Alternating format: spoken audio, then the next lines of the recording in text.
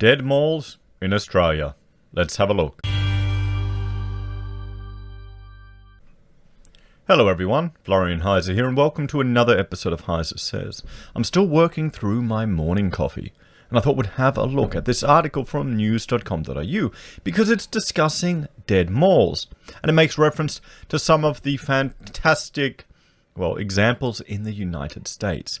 Now, the square meterage of shopping center or malls that exist in the US is significantly higher per person than Australia. It's just insane. It's like double what we have.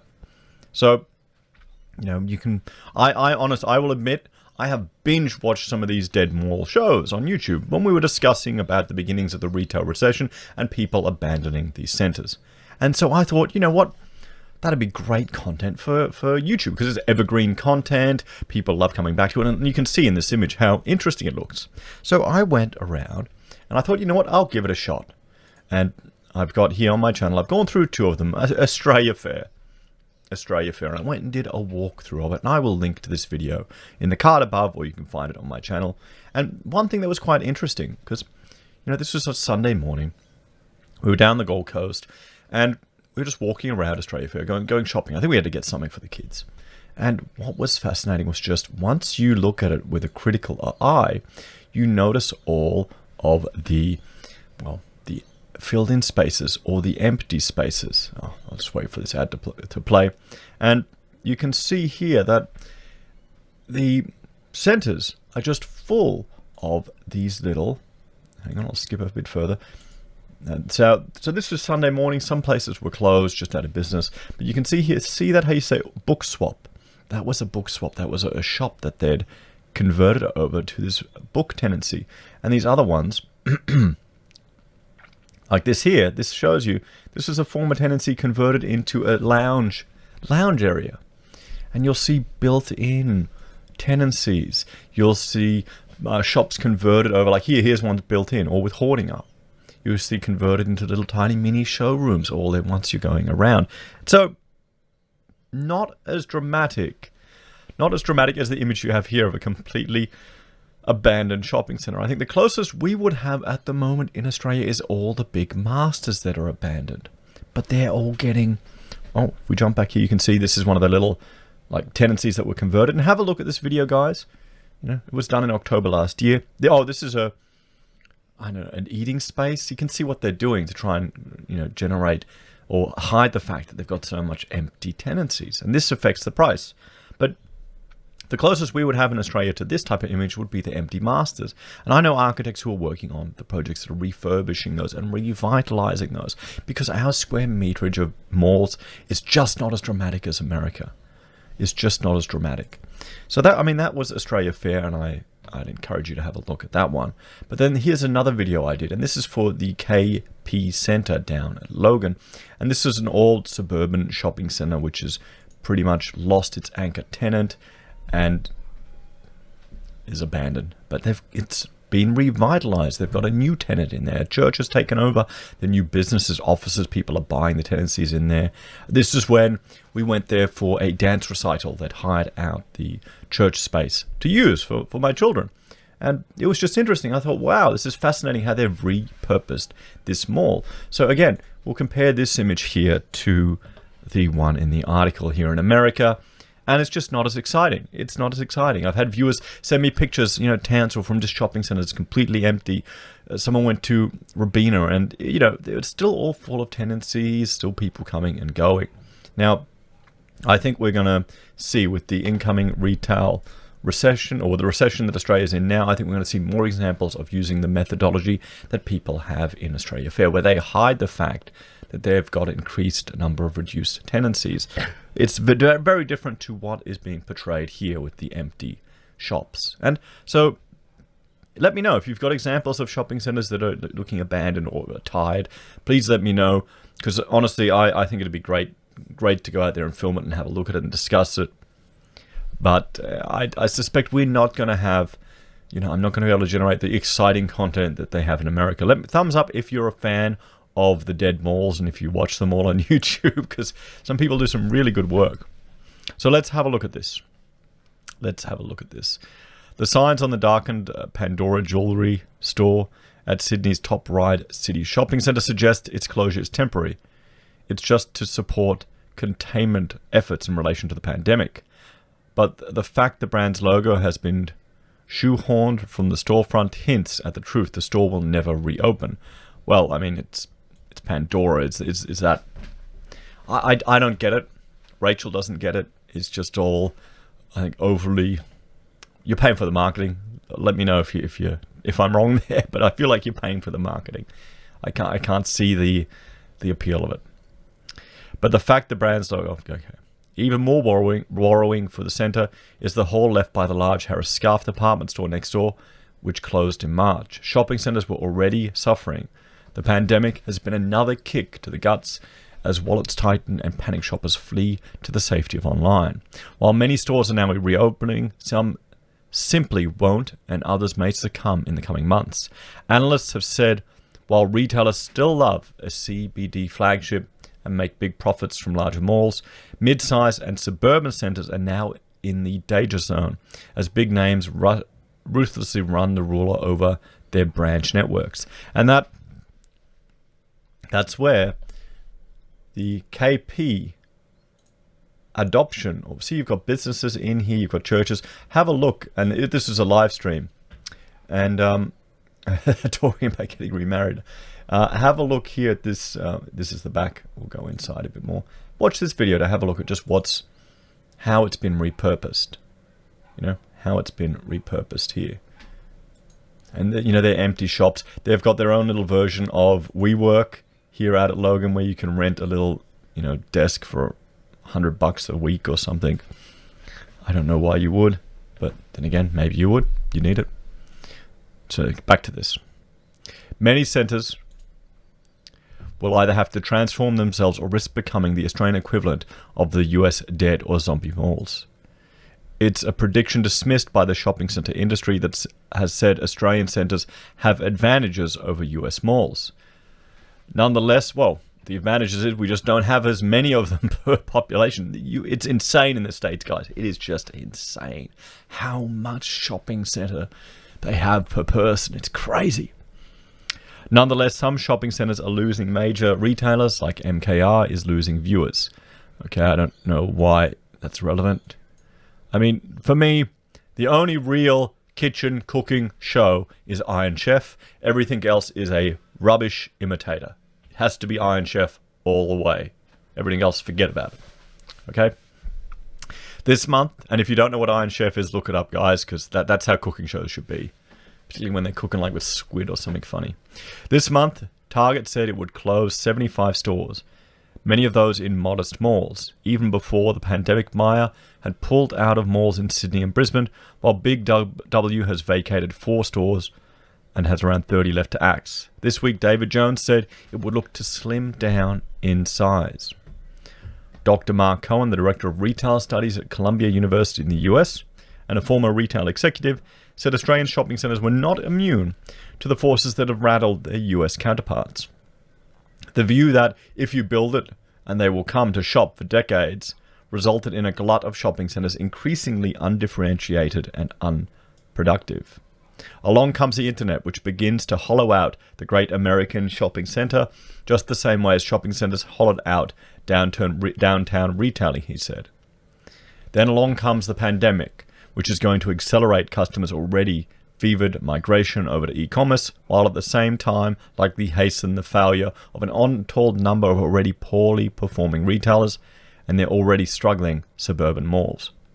I mean, here you go. You've got the big dead malls. And these are some very dramatic images of just where it's been left abandoned to nature. So B-grade centers at risk. Of the US's 1,400 centers, only about 250 so-called AAA super regional malls remain fully tenanted. Wow, Dr. Cohen said. The other 1,000 plus B and C grade centers were struggling. If an anchor or two departed, the outlook could be grim. They're often referred to as zombie malls because they're still open, but they look to customers like they're dead or dying. The US is famously littered with these eerie derelict dead malls. Some still sport escalators that will never run again, and dust piled up on store facades that will never see another shopper. This outcome seems ludicrous in Australia, partly because shoppers here have been less enthused by online shopping. Not anymore. Danielle Agostinelli, Chief Executive Officer of footwear retailer Ascent Group, said online had gone from just 10% of sales to 30% during the pandemic. The firm behind Athlete's Foot and Platypus said this month it could close between 50 and 100 stores. The only words we can find for this shift is seismic, and that will have an impact on how many stores we require, he told news.com.au. And it will also affect the size of their retail workforce, everyone. He said that 100% mid-tier malls could bear the brunt, and he's urging landlords to reduce rent. We call those B-grade centres. We're not sure what the shift to digital will mean for those centres and where this will settle at the end of the day. Athlete's Foot has a shop in Top Ride City, a centre that is an example of how some malls may have to reinvent themselves. The centre isn't dead, but it had a near-death experience going bankrupt in 2011. That was just 2 years after it opened as a fashion destination with a Myers, as well as streetwear brands G-Star and Glue. They're all gone now, replaced by less familiar names such as Mode Sage and Style Avenue.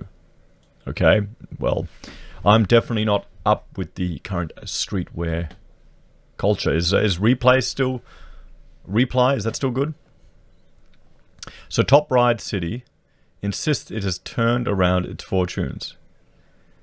It's swerved from a focus on fashion to less exciting but more dependable categories like food. One floor of the old Myer is now a Kohl's, and a Kmart has opened. Current owners Blackstone had been hoping to sell the centre for $700 million, double what they bought it for post-collapse. However, the plans have stalled, and ominous gaps remain in the centre, particularly on floors further from the supermarkets. So signs centres are suffering. A couple of months ago, I would never have thought I would have been talking about dead malls in Australia, but what we're seeing now may encourage owners of some of these mid-tier assets to think about what their shopping centres might look like in 5 years, QUT's retail expert Professor Gary Mortimer said. If they look at losing a major anchor tenant like Myers, Harris Scarfe or Target, they might decide they're too big and knock down half the centre. Make it residential. I wonder. You could, build on top, demolish and rebuild. He said a preponderance of massage and nail salons which don't pay high rents is never a good sign of a centre's health. Even in CBD, some malls are doing it tough. Winter Garden and Myer Centre in Brisbane CBD are in strife and have been for some time. Both centres still boast big names like H&M, Zara and of course Myer, but the further you get from the street, the more shops are shuttered. It's been a long time since I've headed to the mall there in the city. The Courier Mail dubbed the former the Winter Garden wasteland of shop carcasses last month. Shopping centre staple Best and Less exited the Myer Centre. The management of Winter Garden told the Courier Mail difficulties with street access were behind some vacancies in the centre. Justin Blunfield, the director of shopping centre management at Vicinity Centres, which owns the Myer Centre, said it would continue to be a much-loved destination for people visiting Brisbane's CBD. I mean, there you go. Vicinity also owns Australia's top-performing centres. Melbourne's bustling Chadstone, which rakes in $2.3 billion in turnover last year, according to the Shopping Centre News. Westfield Centres is Sydney's CBD, Bondi, Fountain Garden and Chermside, as well as Melbourne's Central, Sydney's Broadway and the Gold Coast Pacific Fair are also flourishing. But seemingly sniffing the wind, Westfield no longer refers to its malls as shopping centres. They are now living centres to instill the idea they're about meeting, eating and working rather than just shopping. Yes, they're trying to shift, and you're seeing a lot of I'm seeing a lot of investment and work happening in revitalising these spaces. So the advantages of Australia's shopping centres. The industry body, the Shopping Centre Council of Australia, said our centres have some acres up their sleeve. One is they are generally half the size of their US counterparts, which means there's less space to fill. The other is supermarkets. You rarely see one of those in a US mall. Supermarkets suck in shoppers, which return more often, and if a big retail department departs a supermarket, can move in, as Aldi is doing in place of Big W's closed branches in Auburn, Sydney. Our centres are vastly different to the US, such as our much higher sales productivity, occupancy rates, and share of food tenants, the SCCA Executive Director Angus Nerida told news.com.